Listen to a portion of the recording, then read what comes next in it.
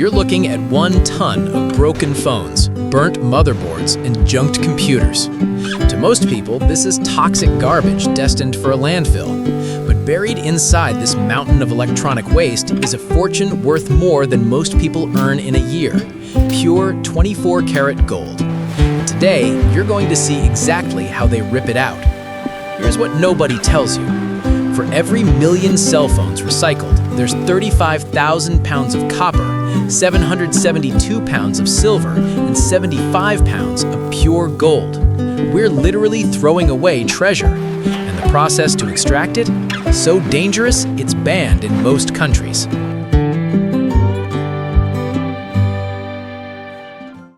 Humanity throws away 50 million tons of electronics every single year.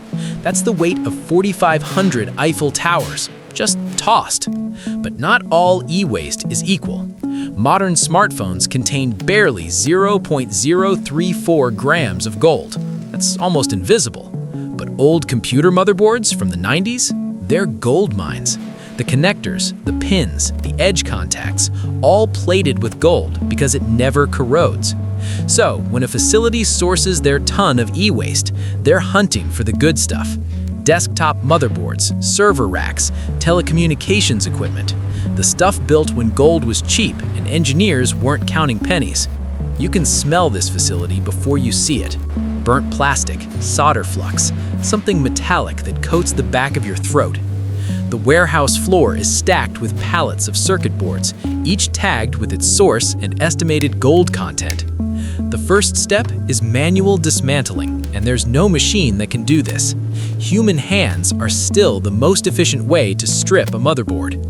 Workers in thick gloves and respirators pull off aluminum heat sinks, steel brackets, plastic housings.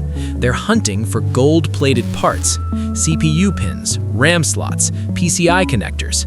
Every glimmering piece gets tossed into a separate bin. And this is where it gets dangerous. Inside these boards lurk flame retardants, lead, beryllium, cadmium. Touch the wrong component and you're looking at heavy metal poisoning.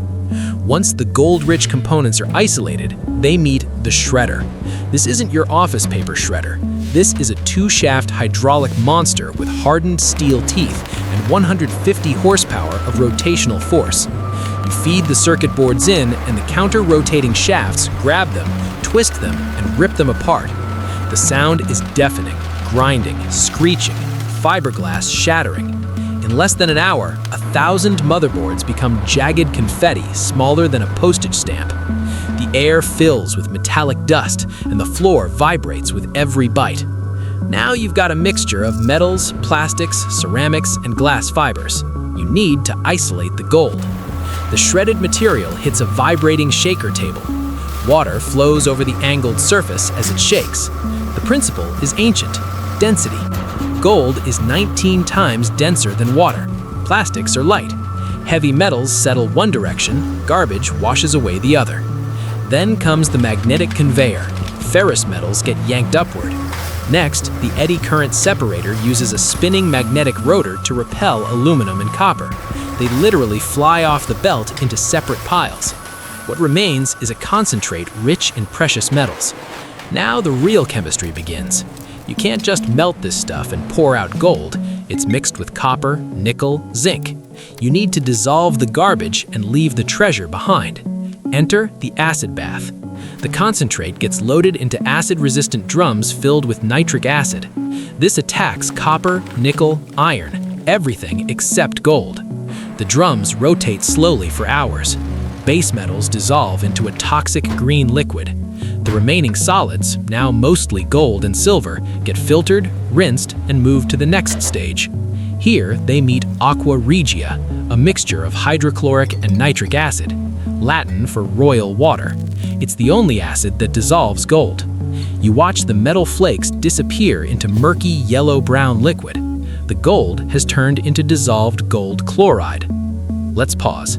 For over 1,000 years, humans have been obsessed with purifying gold. Medieval alchemists used fire and lead, a process called cupellation. You'd melt ore with lead and impurities would oxidize away, leaving a bead of gold. It worked, but it was slow, dangerous, and you lost gold every batch. Then, in the 19th century, chemists discovered electrolytic refining. Suddenly, you could dissolve gold, manipulate it chemically, and reprecipitate it with stunning purity. What took craftsmen days now takes machines hours. What yielded 90% purity now delivers 99.99%. The monster machines of today make medieval methods look like children's toys. Here's where everything can go catastrophically wrong. You've got gold dissolved in acid. Now you need it back in pure form. The method is called precipitation, using sodium myosulfite as a reducing agent. Add it to the gold solution and gold ions get reduced back to metallic gold. They fall, literally. Brown powder settles to the bottom like sediment in a riverbed. But here's the crisis point. If the temperature rises above 70 degrees Celsius, the reaction happens too fast. Contamination ruins everything. Too cold, the gold doesn't fully precipitate. You lose yield. Operators monitor with precision thermometers, adjusting constantly. A 2-degree swing can cost thousands of dollars. This is the moment that separates amateur operations from professionals. When conditions are perfect, you witness something almost magical. That murky yellow liquid slowly clarifies. A layer of gold powder accumulates at the bottom, silent, steady, inevitable. It looks like brown mud, but it's pure treasure. The powder is filtered out, rinsed with distilled water multiple times, and dried carefully. But it's still not 24 karat, maybe 95% pure. Good, but not good enough for the final product. The gold powder is mixed with borax and flux, then loaded into a high-temperature furnace blazing at over 1200 degrees Celsius. The flux pulls out remaining impurities, which float to the top as slag.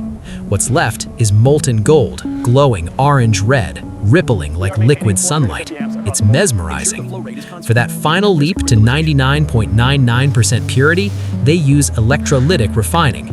The molten gold is cast into anodes and hung in a tank of gold chloride solution. A thin sheet of pure gold serves as the cathode. Electrical current forces gold atoms to migrate from anode to cathode, leaving impurities behind. Over days, ultra-pure gold builds up layer by layer. The final bars are cast, stamped, and polished until they gleam.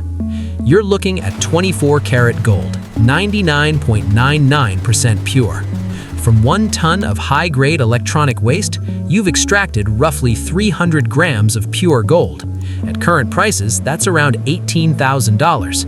Add in recovered silver, palladium, and copper, the total pushes past $30,000. But here's what matters.